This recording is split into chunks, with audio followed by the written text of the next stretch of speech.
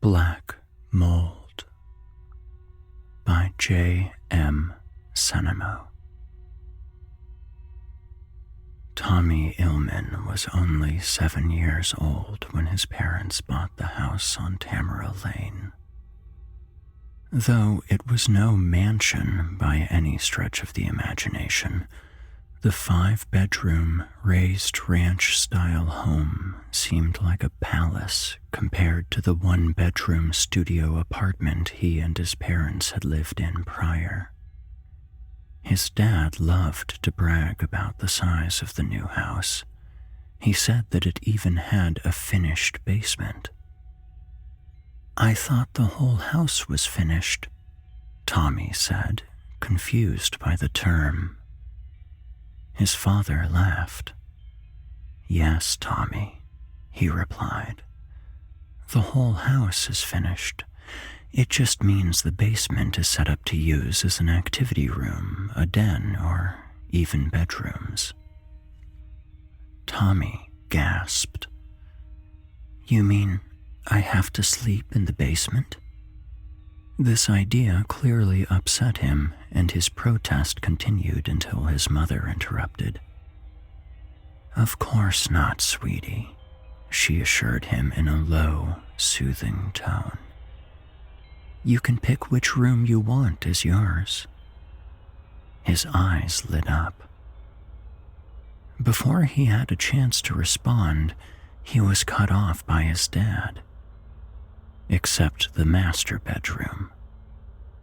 Tommy let out a disapproving humph. He hated that his father always seemed to know what he was thinking. He figured that it was just one of the perks of being a grown-up. As they stepped through the front door, Tommy squealed with delight. He dashed off through the main living room, into the kitchen, and down the main hall to look at the rooms. Though the size of the master bedroom was impressive, he was equally satisfied with the other 2 rooms on the main floor. He returned to the hall and pointed at a door that sat just off of the kitchen. "What's that? Is it the basement?" His dad nodded. Tommy turned the knob and slowly opened the door. He was greeted by a wooden staircase that plunged downward into a dark, wide-open room. He turned to his parents, fear painted across his innocent face. "It's okay, just turn on the light. The switch should be on the left wall. Show me your left." Tommy lifted his left hand slowly. His parents smiled and nodded encouragingly. He slowly slid his hand along the wall until he felt the switch. With a click, the light above the stairs came on, forcing the darkness to retreat. Tommy gave a weak smile, then carefully began to descend the stairs. The basement was much larger than he expected and far less scary with the lights on. The main room was the length of the entire first floor, big enough to run around in or even play a game of tag. 2 bedrooms sat against one of the longer walls with a small half-bathroom between them. As Tommy marveled at the size of the basement, he was startled by loud footsteps on the stairs behind him. "I thought the basement was supposed to be finished," his mother said with disappointment in her voice. "The walls are just bare cinder block and the floor isn't even carpeted." "Only the main room needs carpeting. The bedrooms are carpeted and the bathroom is ready to go. And I like the cinder block walls. Gives it a certain vibe," his father responded, placing a reassuring hand on her shoulder. His mother scoffed. "Yeah, like a dungeon." Tommy laughed. "Sure, The concrete floor and gray cinder block walls weren't exactly homey, but the space definitely made up for it. Tommy peeked his head into one of the small rooms. "I like it down here," he said excitedly. "Can this be my room?" His parents looked at him with a mixture of confusion and shock. "Come on," he pleaded. "This room can be my bedroom, and this one can be like a game room," Tommy explained, walking through the adjoining bathroom. "I'm a big boy now, and this way I can make noise and play video games and have friends over and practice karate and—" His parents started chuckling. His mother gave him a comforting smile. Okay. If you really like it, then I guess we can give it a shot. If you change your mind, we can always move you to an upstairs room." Tommy gave his mom and dad a big hug. "Hey," Tommy began as he looked toward the far corner of the main room. "What's that?" He pointed his tiny index finger at a large rebar grate in the floor. His dad walked over to it and peered inside. Looks like an old drainage grate. Bone dry in there now. Must have been used to drain water from the basement during construction before it was flood-proofed. Don't worry, though. The realtor said they sealed it up real good, like a submarine. Tommy giggled. He loved submarines and boats. With a thumbs up, his dad reassured him this would be the best room in the house. That first winter was very trying for Tommy and his family. Repeated snowstorms brought over 5 feet of snow and temperatures that dipped well below zero. Of course, these conditions bothered his parents much more than they did him. Even though he couldn't play outside due to the winter advisory that was in effect, the schools were closed, and he got to stay in and play video games with his neighbor and new best friend, Ryan Fisher. He was slightly older than Tommy, and though the age difference was only by a couple of months, Ryan loved to rub it in Tommy's face. However, Tommy didn't pay attention to any of his teasing. In fact, he thought this behavior only showed that even though Ryan was older, he wasn't any more mature. "So, what made your parents buy a haunted house?" Ryan asked, never taking his eyes off the video game they were playing. "What do you mean haunted? It's not haunted," Tommy protested, having lived in the supposedly haunted house for several months. Eyes still glued to the TV screen. "People say it's haunted. They say the last guy who lived here liked to lure kids down to the basement with candy, then he would kill and eat them. They say he killed himself when he heard the police were coming to get him and—" "Boo!" Ryan shouted and lunged at Tommy, causing him to let out a high-pitched yelp and drop his controller. He punched Ryan in the arm and began using words that would surely get him grounded if his mother heard him say them. That night at the dinner table, Tommy decided to break the usual silence with his newfound information. "Ryan says our house is haunted." His parents stopped eating and waited for him to continue. "He says a bad man used to live here and he ate kids in the basement." Naturally, his parents were mortified at what the neighborhood kids said about their house. "Sweetie," his mom said, placing a hand on his arm. "That's just a scary story the neighborhood kids made up to frighten you. The house isn't haunted, and no one that lived here ate people. Isn't that right, dear?" Tommy's dad nodded in agreement. "That's right. The realtor said the house had been foreclosed after the original owner had passed away." Tommy gasped at the thought of someone dying here. "It's okay, T. The realtor said he was an old man and it was just his time to go. Nothing to be scared of." Tommy believed his parents, but still felt uneasy about the house, especially the basement. "Can I move my room to one of the upstairs rooms?" he asked, with a hint of fright in his voice. His parents nodded and told him he could use the guest bed until they moved his things up from the basement. When the spring came, the warm weather brought more than the usual birds, flowers, and insects. The enormous snow mounds that had built up over the previous winter had melted into a deluge of water, causing Tommy's entire street to flood. It was then that he and his family found out that their finished basement would not live up to its title.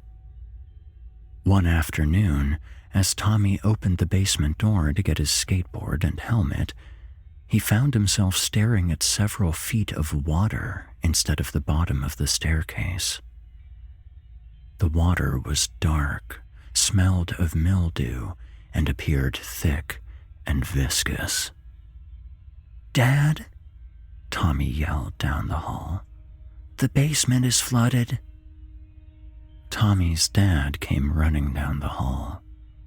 When he saw the swamp that sloshed lazily at the base of the stairs, he unleashed a tirade of swears and curses directed at no one in particular, save maybe the basement itself. Tommy's mom rushed in when she heard the yelling and told her son to go play outside while they got the situation sorted out. He agreed and quickly hurried out to the yard to play, thankful he had moved his bedroom upstairs when he did. After several days of plumbers, home inspectors, and insurance agents coming and going, coupled with his father yelling at what he called the rat bastard realtor, the basement was finally water-free. The inspector told Tommy's parents the original seal had been a slapdash job, and the new seal should keep the water out for the coming years. Before he left, he cautioned that they may experience some mold issues, but to give them a call and they would send someone out to handle it. They thanked him and the rest of the workers for doing a quick job and hoped that would be the end of it.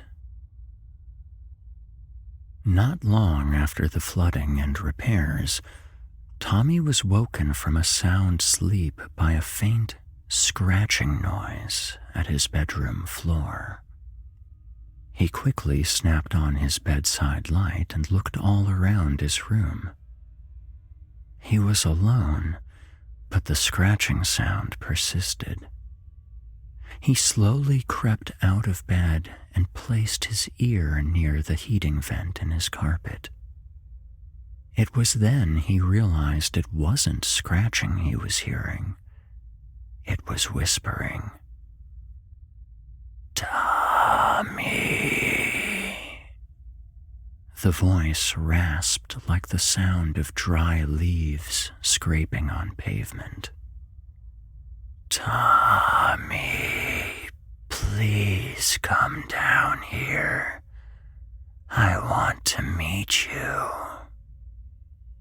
Tommy was frozen with terror, but mustered all of his courage to respond.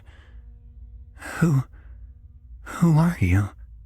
he asked, his voice trembling. The whispering returned. "I'm a genie," the voice lied. "I was trapped down here until the water set me free. I have so wanted to meet you and your family. I have listened to you for months, hoping I would be set free so I could grant you wishes." Tommy's uneasiness began to wane.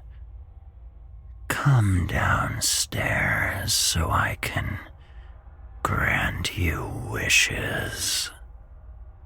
Tommy grabbed his flashlight and made his way down the hall. He carefully approached the basement door. He reached out with his tiny hand, placed it on the knob, and slowly opened the door. As the hinges squealed and groaned, the batteries in his flashlight died. Tommy let out an audible yelp, then quickly cupped his free hand over his mouth. He peered into the inky blackness of the basement, too scared to descend the stairs or even reach for the light switch on the wall. In the darkness, he swore he saw a shape moving at the base of the stairs. As his eyes adjusted, the shape appeared to be a person, swaying back and forth like a tree caught in a light breeze. Tommy swallowed hard as the shadowy figure lazily lolled from side to side. Then, the unthinkable happened. A step. Tommy screamed as the figure moved slowly up to the next step, still swaying side to side. Without warning, the light above him flashed on, and the shadow had vanished. "Tommy," his dad's voice boomed from behind him. Tommy screamed and quickly turned to face him. "What are you doing out of bed, son?" Tommy was taking increasingly deep breaths. He raised his arm and pointed to the bottom of the stairs, not daring to turn and face what might still be lurking below. His father looked past him and gave an exasperated sigh. Tommy turned to see what was wrong and why he wasn't running in terror. On the wall at the bottom of the stairs was a large, black stain. "Great, just what we needed." His father let out another sigh. "Mold. Come on, Tommy, get back to bed. We'll deal with this in the morning." As Tommy followed his father back down the hall, he glanced back, filled with dread. His father didn't see it, but he did. The mold wasn't only on the wall. There were 2 dark stains on the 2 most bottom stairs as well. The next day, Tommy told Ryan what had happened. "Dude, you're full of crap," Ryan exclaimed. "That story I told you is something we all tell the new kid to scare them. There's no ghost or genie or whatever in your basement. The old dude that lived here just croaked. Don't be such a baby." "It's true," Tommy argued back. "I can prove it." Tommy walked with Ryan over to the basement and swung the door open. "What do you call that?" Tommy asked, triumphantly pointing at the dark spot on the wall. "Mold, you dingus. All of the houses have it after the flooding." Tommy pointed his finger at the stairs. "What about those footprints? Explain that," Tommy said, challenging his assertion. Ryan shook his head slowly. "Still just mold, dude." Tommy was starting to get angry. His parents hadn't believed his story either and dismissed the shadowy creature as a nightmare. Ryan flicked on the overhead light and started down the stairs. "Come on, Tommy, let's find this basement genie." Before Tommy could stop him, Ryan had already disappeared into the basement. Tommy quickly caught up to his friend, who was now standing in the far corner near the drainage grate. Ryan gestured at the floor surrounding it. Dark greenish black spots encircled the small opening in the surrounding walls. See, dude? Mold. It sucks, but it's just mold. Before Tommy could argue, the two of them were startled by a loud bang. The basement door had swung shut. Tommy ran back to the steps to see if maybe one of his parents had accidentally closed it, not knowing they were down there. But before the word "Mom" could escape his lips, the basement light blew with a sharp pop. "Come on, Tommy, this isn't fun." Ah!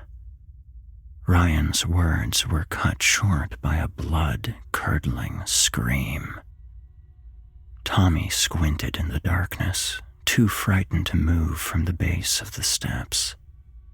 He stared at the far corner as unimaginable fear washed over him in waves. Even without the light, he could make out the horrible scene that was unfolding before him. The shadowy figure had returned and was wrapped around Ryan, only this time it looked far less human than the night before. Numerous limbs, claws, and tendrils groped, slapped, and squeezed his friend until the screaming stopped. Tommy saw the shadows lower his friend's limp body to the floor. "Tommy," the shadows whispered. "I'm still hungry, Tommy." The dark mass shambled toward him, twitching and chuckling. "Will you feed me, Tommy? Will you bring me more food?" Tommy began to sob. He knew that this was the end. He knew this creature would squeeze the life out of him like it did Ryan. Then it would get his parents. He closed his eyes and braced himself. "What the hell are you kids doing down here?" his father yelled from the stairs, flashlight in hand. "Didn't I say it wasn't safe to be down here because of the mole?" He didn't finish his sentence. Tommy's dad cupped a hand over his mouth as tears began to form in his eyes. "Oh my God, Ryan! Tommy, what happened? What did you do?" The shadows had retreated once again. Tommy ran to his father and wrapped his arms around him, hot tears stinging his eyes. "It was the mold, Dad. It was the mold." The coroner's report had ruled Ryan's death an accident. They said it appeared he had suffocated from an intense allergic reaction from the mold spores in the Illman's basement. They said that situations like these were rare, but not unheard of in young children. Ryan's parents, however, did not accept this explanation. Instead, they took their sadness and frustration out on Tommy and his family. "This is all his fault," Ryan's mother screamed through tears, pointing an accusatory finger at Tommy. "That little bastard did something to him. He's sick. Your whole family is sick." Mr. Fisher tried to calm his wife down, but the same pained, judgmental look lingered on his face. "Honey," he began, "not here, not like this." Ryan's closed casket sat just a few feet away on a small, white altar adorned with flowers, stuffed animals, and photos of the now deceased boy. Tommy hid behind his parents and burst into tears, his small voice trembling. "It was the mold monster, Mrs. Fisher." Tommy struggled to get the words out. The sudden loss of his new best friend gripped him in fear and anxiety that would not shake loose. Mrs. Fisher approached the Illmans, hatred and pain in her eyes. "The only monster is you.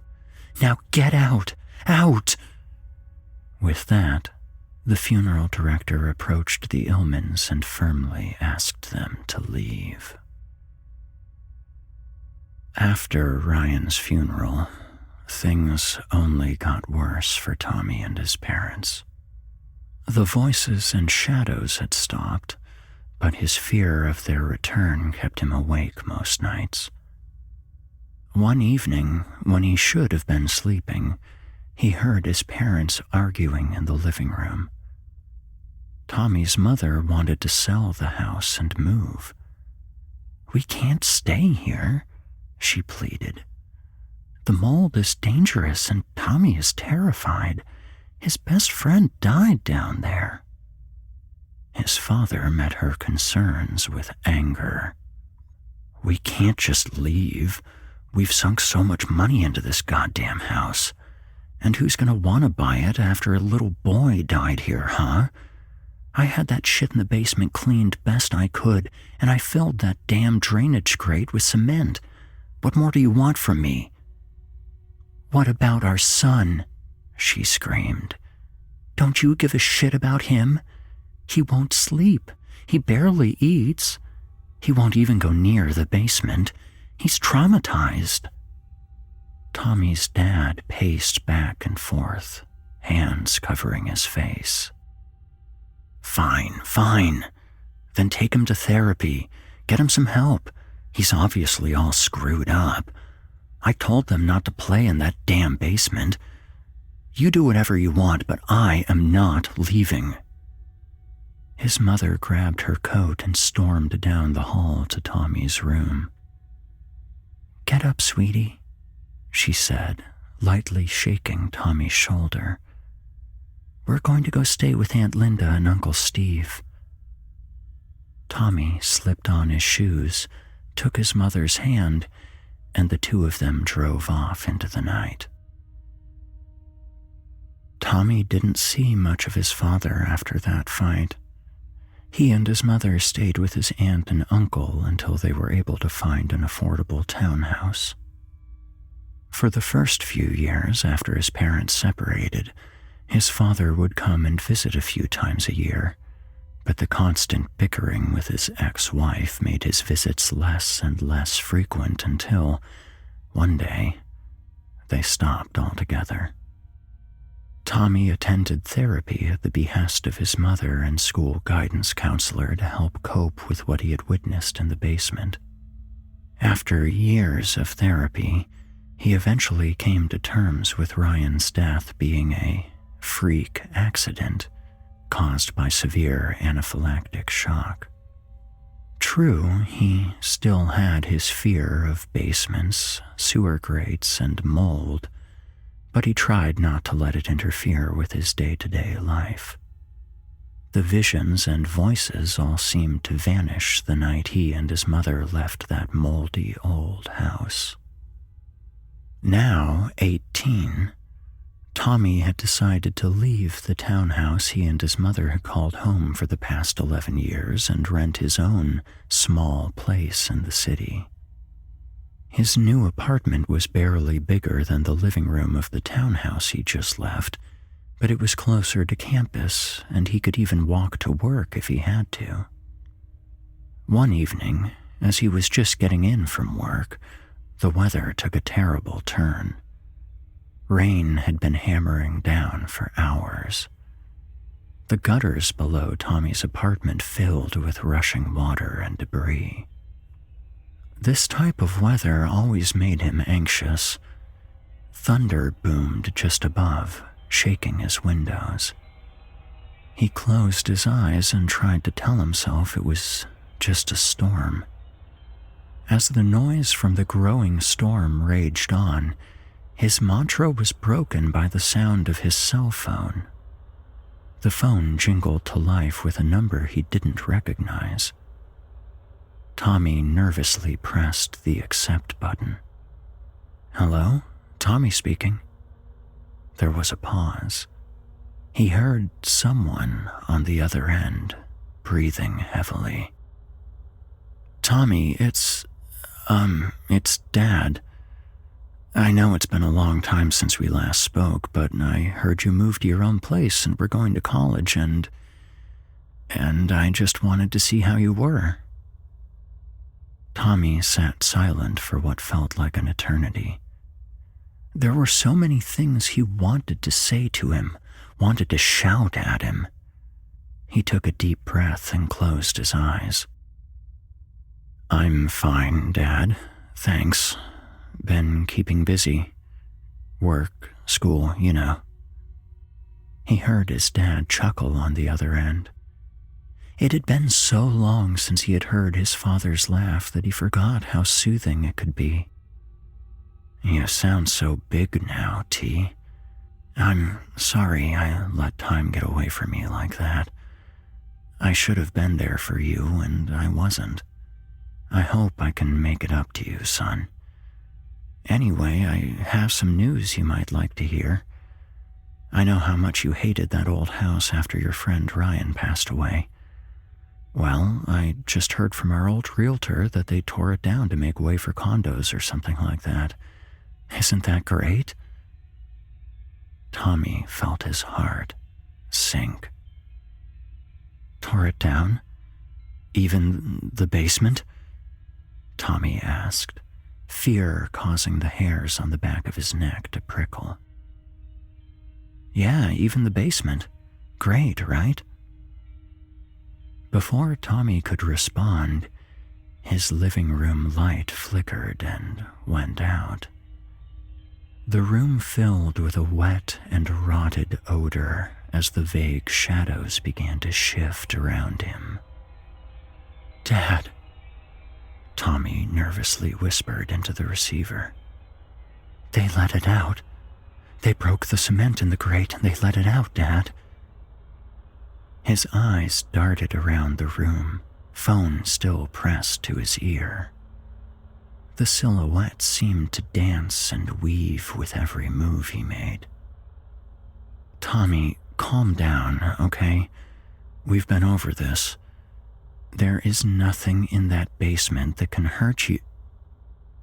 His father's words were cut short. He pulled the phone away from his ear. The screen was blank. Dark. Dead. Panicked, he bolted for the front door. "Tommy, where are you going, Tommy?" The whispered voice of the shadows asked from just in front of his only means of escape. Something was different this time. This time, the shadows had more than one voice, which were speaking in unison. "Ryan? Ryan, is that you?" Tommy choked out between stunted breaths.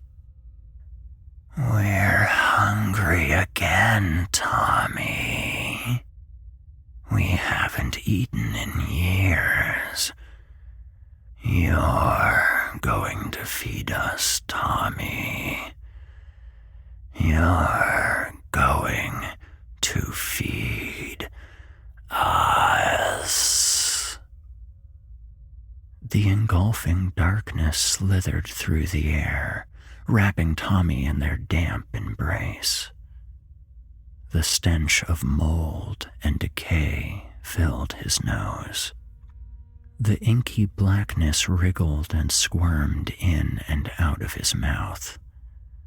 The shadows blanketed his eyes and filled his ears until all fell dark and silent.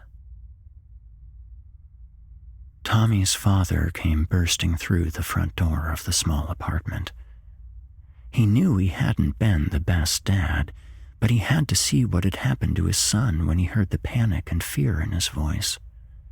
He needed to be sure that everything was going to be okay. But it wasn't okay. Nothing was okay.